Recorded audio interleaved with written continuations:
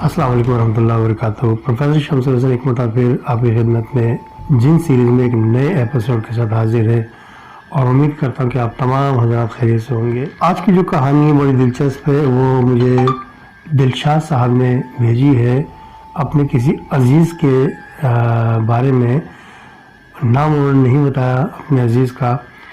तो वो दरअसल आज से कम बेश कोई 30-35 साल पहले ये इनके साथ वाक़या हुआ था, इनके अजीज़ के साथ। ये गवर्नमेंट मुलाजिम हुआ करते थे और मतलब ये कि जॉब हो चुकी थी, रिटायरमेंट के करीब थे। तो उनको गवर्नमेंट ने सर्विस के दौरान उनको एक बहुत बड़ा प्लॉट दिया था और जनाबली उस प्लॉट को समझ लीजिए कि वो ज़रा आबादी से दूर था। सहूलियात वहाँ की बिल्कुल भी समझ लो कुछ भी नहीं थी वहाँ पर शहर वाली, और आबादी से बिल्कुल कट करता है। उसके बिल्कुल बैक साइड में जंगल था वो, और इस कदर जंगल था जैसे हमारे यहाँ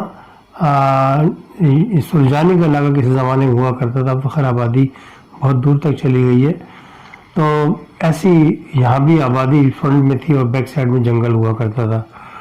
अच्छा, अब इन्होंने उस मकान जो ज़मीन उनको मिली थी गवर्नमेंट की तरफ से, तो वो उन्होंने इतना ख्याल नहीं किया उसका, वो कभी जाके देखा ही नहीं उन्होंने।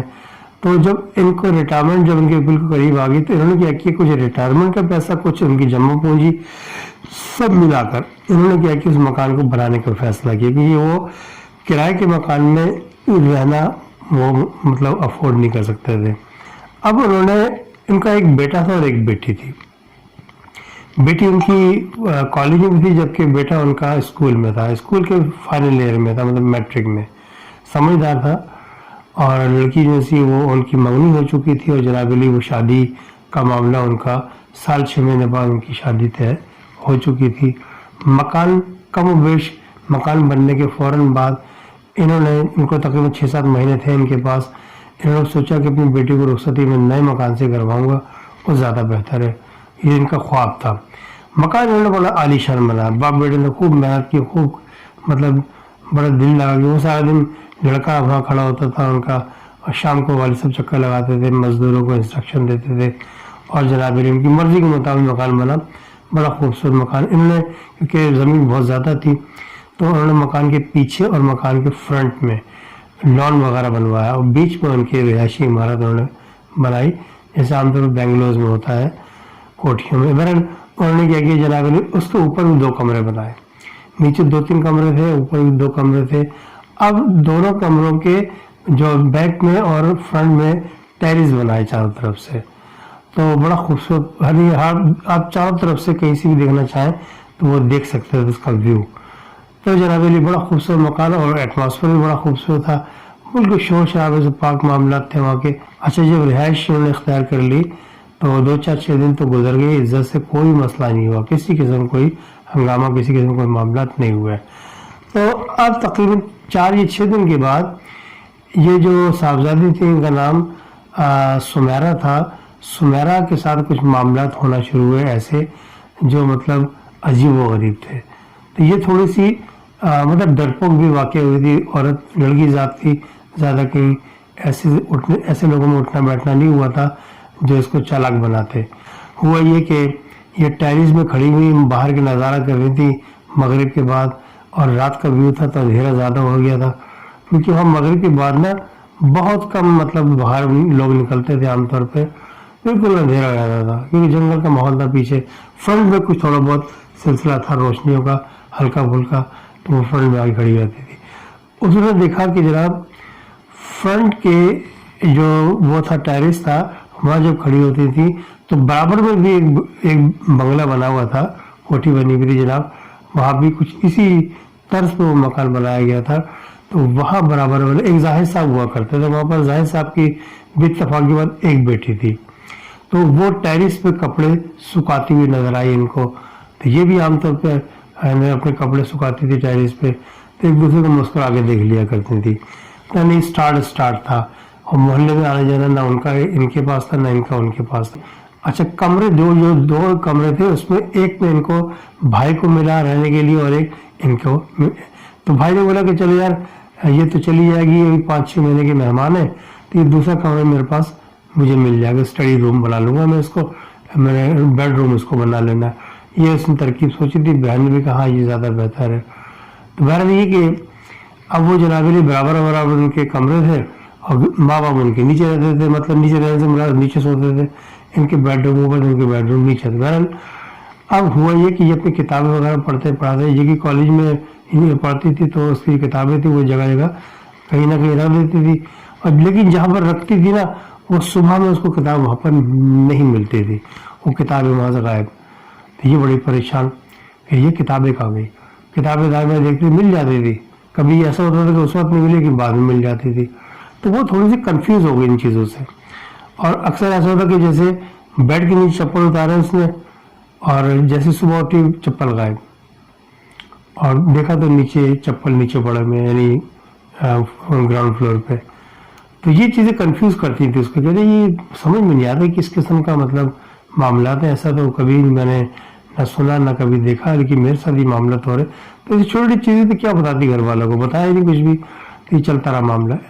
اب جناب ہوا یہ کہ اس کی کتابیں اوپر نیچے پڑی مل جاتی، چپل غائب، پلس سب سے خطرناک چیز اس کے جو شادی کے جوڑے وغیرہ بنے ہوئے تھے اس کے والدین نے جو بنا کے رکھے تھے جہیز کے سامان، اور اس میں جناب علی جو شادی کے کپڑے تھے وہ ایک دن کیا کیا انہوں نے باہر نکالے. تو جناب علی لڑکی نے دیکھا کہ دوپٹے کے کارنرز کہیں کہیں سے پھٹے ہوئے تھے. یہ بڑی حیران ہوئی. اس نے والدہ کو بتایا کہ دیکھیں ماما یہ پھٹے ہوئے نظر آ رہے ہیں. وہی بڑی حیران ہوئی کہ ہاں یہ پھٹے ہوئے تو ہیں لیکن یہ کیسے پھٹ سکتے ہیں، یہ تو اندر رکھے ہوئے تھے. اچھا جیولری بھی انہوں نے کسی کا کنڈا ٹوٹا ہوا ہے، کسی کا کانٹا ٹوٹا ہوا ہے، الگ یہ کوئی نہ کوئی اس میں فالٹ کچھ نہ کچھ ہوا. یہ بڑے حیران.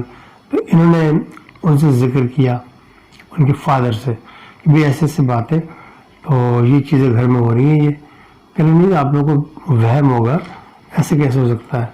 بچی نے رکھتے ہوئے بے احتیاطی کی ہوگی، کسی کی لیے لگ گیا ہوگا، دوپٹہ پھٹ گیا ہوگا ایسے. تو انہوں نے بہرحال ان کو ٹال دیا. یہ معاملات ہوئے. ایک دن کیا ہوا کہ یہ انہوں نے جب والدہ نے دیکھا کہ ان کے سوٹوں میں بھی گڑبڑ ہو رہی ہے اور چیزوں میں بھی آگے پیچھے ہو رہا معاملہ اور چیزیں غائب ہو گئی، کئی چیز ایسی ملی ہی نہیں بالکل بھی. تو انہوں نے زیورات نکالے. اب زیورات کے ڈبے جب نکالے، زیورات کے ڈبے تو موجود لیکن اندر زیورات ہی نہیں ہے. ان کے پیروں کے نیچے زمین نکل گئی. یہ کیا ہے؟ ان کے فادر کو بتایا کہ نہیں تو ایسا کیا سکتا ہے. رات کے جب وہ اس کے والد جاب سے واپس تو انہوں نے کہ نہیں ایسے کیسے ہو سکتا، آپ دوبارہ دیکھو. جب دوبارہ دیکھا تو زیورات موجود تھے. وہ بڑے حیران. یعنی اس قسم کی جب چیزیں ہوئی تو یہ لوگ مطلب خوف ان کے اندر، خاص ہوئی لڑکی بہت زیادہ خوف زدہ ہوئی. اس کے ساتھ جو سب سے بھیانک معاملہ ہوا وہ ویسے تو چھوٹے بڑے واقعات تو بہت ہوئے. پتہ لگا پیچھے وہ جنگل کی طرف اس نے ٹیرس میں کھڑی ہوئی تھی دن کے وقت بھی، تو اس کو بڑا خوف کا احساس ہوا. خوف اس کے سرائر کر گیا تھا اس کے جسم میں اور ذہن میں، دل و دماغ میں ہر وقت خوف چھایا رہتا تھا. اب جناب علی جو سب سے خطرناک چیز ہوئی، رات کو کھانا کھا رہے تھے یہ لوگ، ادھر اپنے گھر میں تھے. لڑکی نے اوپر سے دیکھا کہ ان کے لان میں جو فرنٹ کا حصہ ہے گیٹ کے پاس ایک خوبصورت سا بکری کا بچہ گھوم رہا ہے. اس نے دیکھا اس کے چہرے میں مسکراہٹ آ گئی. بڑی خوبصورت، مطلب بکری کا بچہ ویسی کچھ مطلب قدرتی ہوتا ہے کہ وہ بڑا خوبصورت ہوتا ہے. کلر بھلے کوئی صحیح کہ لیکن وہ پھر وہ وائٹ بھی تھا. وہ بڑی مطلب اس کا دل آیا. وہ فٹافٹ بھاگتی نیچے گئی اور جناب علی بکری کے بچے کو گود میں اٹھا لیا. اب گود میں اٹھانا تھا تو اس کو ایسا لگا کہ جیسے بکری کا بچہ منو وزنی ہو گیا اچانک. اس نے بڑی طاقت لگا کے ایک دم پھینکا جب اس کو فرنٹ میں، تو جیسی وہ آگے اس کے گرا ہے، گرتے ہی وہ کتا بن گیا کالے رنگ کا اور ایک دم دھواں ہو کے غائب ہو گیا. اس کو جو یعنی خوف سے اتنا شدید حال خراب کہ یہ بھاگتی ہوئی اندر گئی ہے گراؤنڈ فلور پہ اپنے. وہ تینوں یعنی گھر کے افراد گھر میں تھے. یہ بھاگتی ہوئی جب گئی ہے اندر تو ڈر گئے سارے. اس کو اندر جا کے یہ بے ہوش ہو گئی. اب جو بے ہوش ہوئی نا یہ انتہائی درجے کے اس کو پسینے بے انتہا آ رہے تھے. اور جب بے ہوش ہوئی ہے تو یہ بڑا خوف میں پریشان. انہوں نے کیا کیا، قریب قصبے سے وہاں سے ایک ڈاکٹر کو بلایا. فٹافٹ جا کے بیٹا کا ڈاکٹر لے کے آیا ڈاکٹر کو. ڈاکٹر نے چیک اپ کیا، کہہ رہے یہ ڈپریشن میں چلی گئی ہے اور کوئی وجہ نہیں ہے. کوئی مطلب اس نے کوئی ایسی چیز دیکھی ہے جس کی وجہ سے یہ خوف، اتنا شدید خوف اس کے ذہن میں بیٹھا ہے یہ آ جائے گی، اس میں کوئی مسئلہ نہیں. تھوڑا میں نے آرام کے لیے اس کو نیند کا انجیکشن دے دیا ہے، اس کو ذرا سونے دو. 2-4 گھنٹے کے بعد سکون جب اس کو پورا ہوگا، اس کا ذہن سکون میں آئے گا تو اٹھ جائے گی، یہ نارمل ہوگی. بہرحال جو ڈاکٹر نے کہا وہ صحیح ہوا. اور جناب علی 3-4-5 گھنٹے کے بعد جو اس کی آنکھ کھولی ہے تو اس کے پسینے سے خشک ہو چکے تھے، نارمل تھی کافی حد تک، ماں باپ کو دیکھ رہی تھی. اور جب نیند کا خمار اس کے جب ذہن سے چھٹا نیند کے بادل، تو جناب اس نے ماں باپ نے پوچھا کہ بھی کیا ہوا تھا، تو اس نے والدین کو بتایا کہ یہ تھا.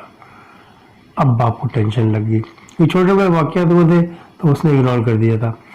اب جب وہ زیورات کا کھونے کا عمل ہوا، پھر زیورات مل گئے، تب بھی اس کو شک شبہ والی بات ہے کہ بیوی نے اسی طرح دیکھا ہوگا.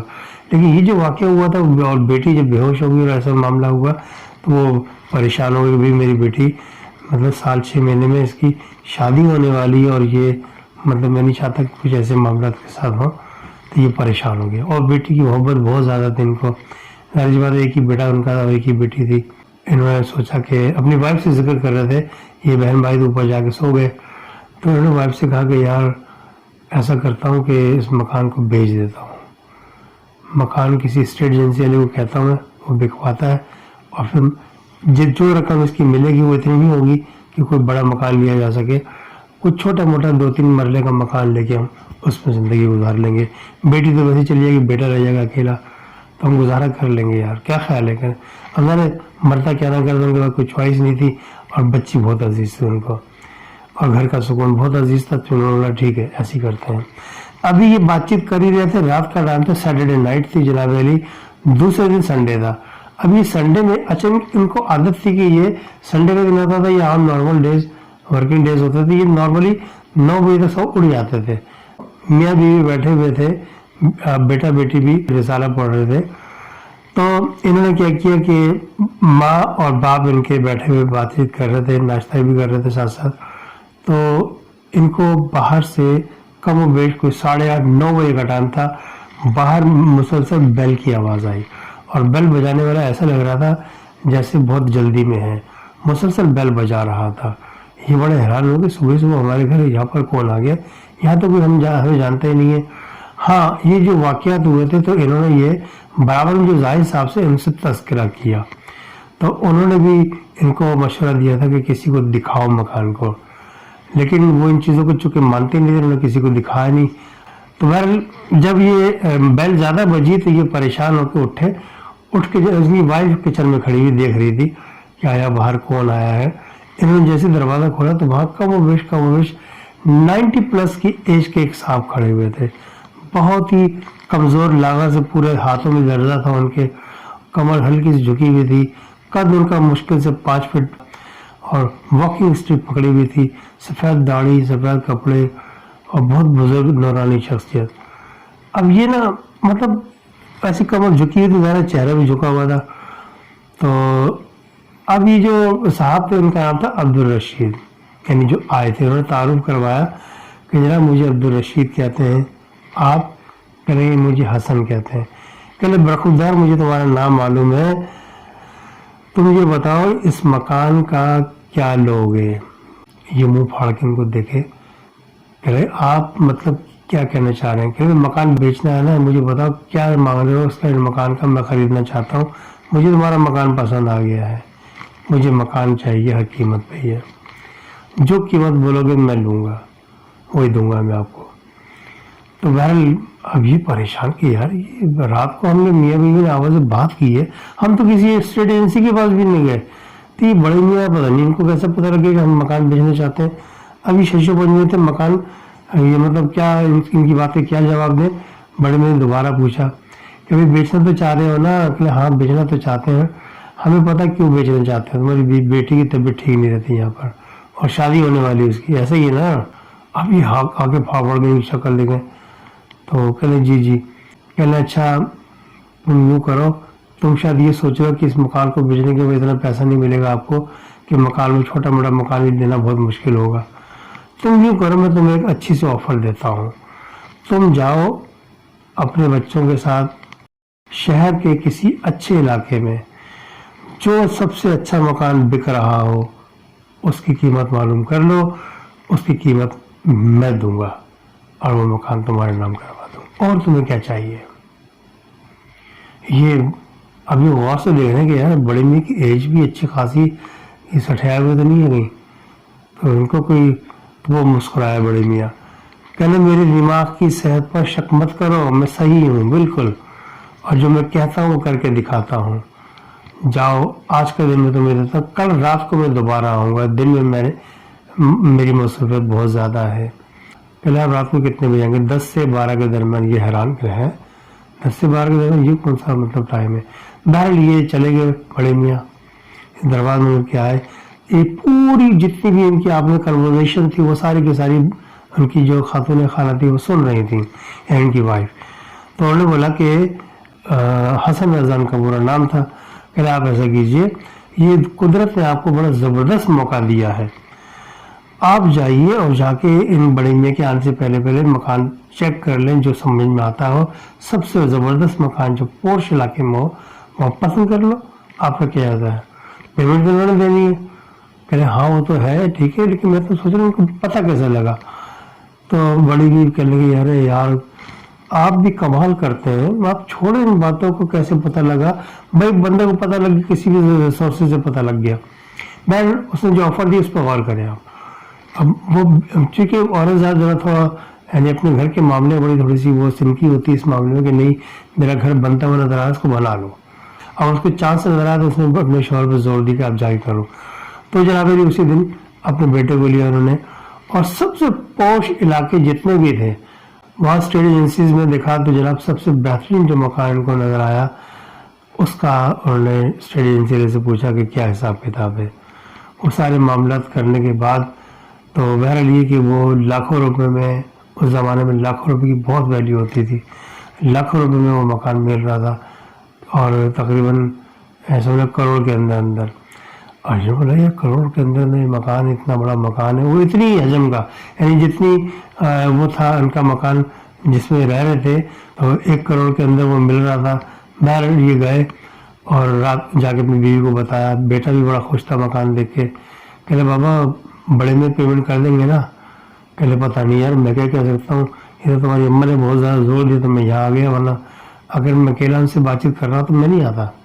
मुझे यकीन नहीं कि वो पेमेंट कर देंगे। बहरहाल इन्होंने क्या किया, ये घर गए और रात को तकरीबन कोई 11:30 का टाइम था, बेल बजी, दरवाज़ा खोला तो रशीद साहब सामने खड़े हुए थे। अब्दुल रशीद साहब ने इनको देखते कहा कि मुबारक हो हसन रज़ा बरखुरदार, आपको मकान का सौदा जो आप देख के आए थे मैंने कर दिया है, कल तक उसकी पेमेंट हो जाएगी, अब अपना सामान बांधो बस, और जितनी भी चीज़ें हैं आपकी एक एक कीर तक यहाँ से ले जाना, वापस नहीं आना, जाओ ऐश करो अपने मकान में, बस सारे कागजात आपको बन के मिल जाएंगे, कल आपको चाबी भी मिल जाएगी, जब चाबी मिल जाए तो फिर ये मकान का सामान समेट के आज रख लो, कल उसको जाके शिफ्टिंग कर लेना, मुझे 3 दिन के अंदर ये मकान खाली चाहिए। ये हक्का बक्का वही बोले जा रहे, ये खामोश सुन रहे थे। कहले ठीक है कोई मसला, कहले नहीं कोई मसला नहीं, वो चला गया। अब मियाँ बीवी की शक्ल देखें, बेटा भी उसे, क्योंकि वो तजस्सुस के बुनियाद पे वो भी इसी वजह से जागा हुआ था, सारी बातचीत के सामने हुई। बहरहाल ये दूसरे दिन गए अपने बेटे को लेके ऑफिस के बाद उस मकान को, जो इलाका जो मकान उन्होंने देखा था, तो वो जनाब जो मालिक मकान था वो बड़ा मतलब शरीफुल नफ्स आदमी था, उसने इनसे देखते इनसे बड़ी अच्छी तरह गर्मजोशी से मिला, तो वो चाबी उन्होंने उसके हाथ में थी मकान की, जनाब आपकी जो मकान की पेमेंट, कोई अब्दुल रशीद साहब आए थे वो पेमेंट करके चले गए, तो ये मकान आज से आपका हुआ, बस कागजात में मुझे चंद दिन लग जाएंगे, बस मुझे मकान आपका हो गया है, अब बस सिर्फ कागजात है, ये कच्ची रसीद में देता हूँ आपको।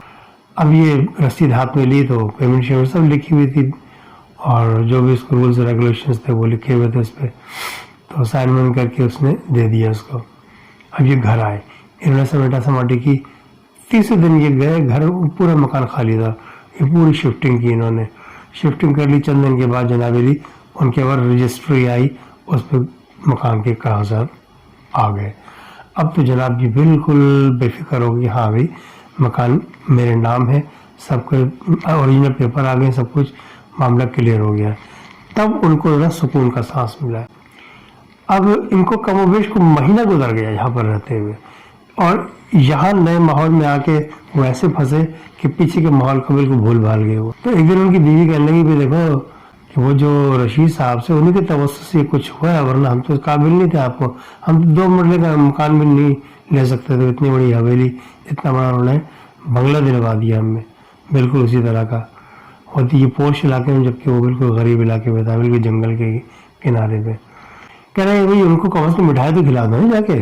یہ کیا بات تھی, اب میں نے وہ بے مروتی کی انتہا کر دی اور آپ سکون سے بیٹھ گئے. مٹھائی کا تو حق ہے نا ان کا, کہ ہاں یہ تو ہے.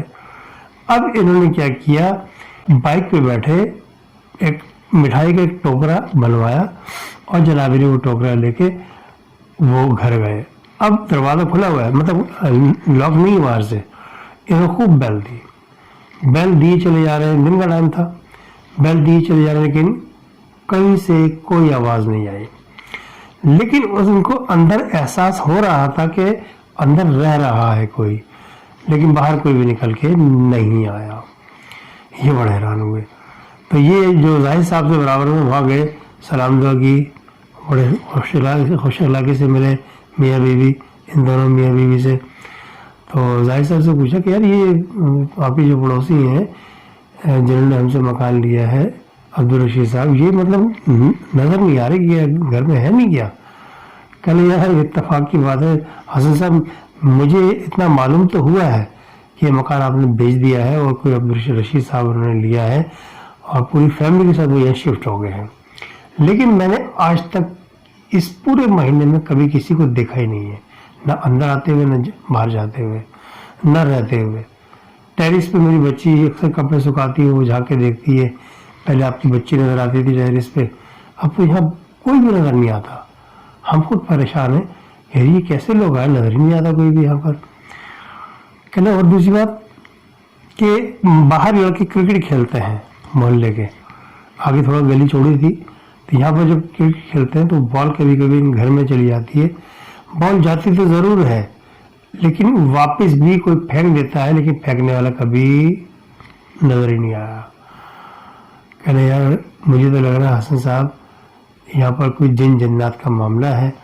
اور میرے سننے میں یہ بات ہے, جب میں نے یہ کچھ احساس ہوا تو میں نے انکوائری کی پرانے لوگوں سے جو یہاں کسی زمانے میں رہا کرتے تھے.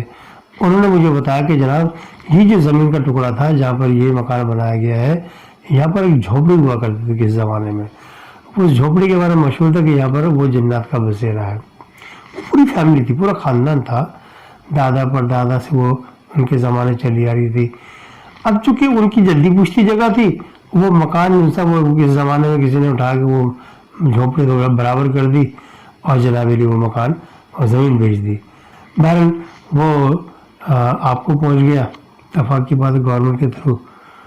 تو اس طرح وہ مکان کیونکہ ان کا تھا, تو انہوں نے وہ ان کا خاندانی مکان تھا, چونکہ انہوں نے ساری پیمنٹ جتنی آپ کی پیمنٹ بنتی تھی یعنی وہ مکان کی وہ ساری ادا کی انہوں نے, لیکن یہ صرف اپنی جدی پشتی زمین کو واپس حاصل کرنے کے لیے.